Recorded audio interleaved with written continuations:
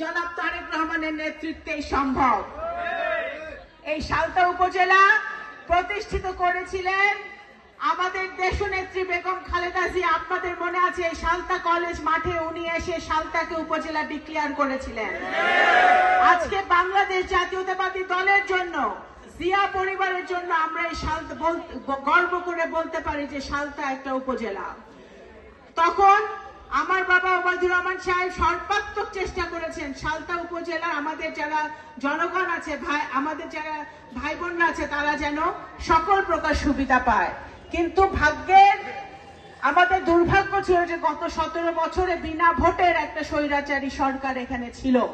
এখানে কেউ, কোন ধর্মের মানুষ, কোন দলের মানুষই ভালো থাকতে পারে নাই।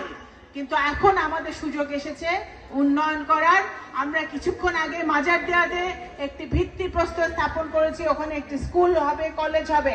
ইনশাল্লাহ প্রত্যেকটা ইউনিয়নে আমাদের ছেলে মেয়েদের ভবিষ্যতের জন্য, আপনাদের নাতিপুতিদের ভবিষ্যতের জন্য আমাদের সালতা উপজেলার প্রত্যেকটা ইউনিয়নে স্কুল এবং কলেজ প্রতিষ্ঠিত করা হবে। এখানে মাদ্রাসা, উন্নত মানের মাদ্রাসা হবে। উন্নত মানের আমাদের যারা আলেম ওলামারা আছেন তারা যেন মাদ্রাসা, মসজিদে আমাদের ছোট ছোট ছেলেমেয়েরা যেন পড়াশোনা করতে পারে, মসজিদে যেতে পারে, সেই ব্যবস্থা আমাদের করতে হবে। সুতরাং আজকে আমাদের একটাই কথা, আমরা সালতা উপজেলার মানুষ যেন ঐক্যবদ্ধ থাকি, দল মত ধর্ম বর্ণ নির্বিশেষে। এখানে ভাওয়ালের লোক আছে, এখানে আটগড়ের লোক আছে, এখানে গট্টির লোক আছে, এখানে সোনাপুরের লোক আছে, এখানে মাজারদিয়ার লোক আছে, এখানে যদনন্দের লোক আছে, রামকান্তপুরের লোক আছে, বল্লভপুরের লোক আছে, সালতা প্রপারের লোক আছে। প্রত্যেকটা ইউনিয়নের লোক কিন্তু কম বেশি আজকে এখানে উপস্থিত আছে।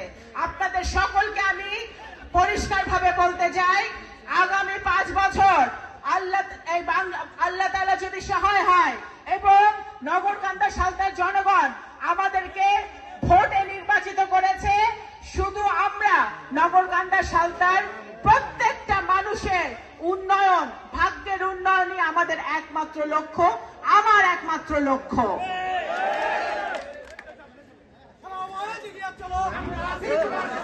একটা কথা বলতে চাই, আমরা 18 বছর পরে অনেক আন্দোলনের পরে গণতন্ত্র পেয়েছি। এই গণতন্ত্রকে অব্যাহত রাখতে হবে।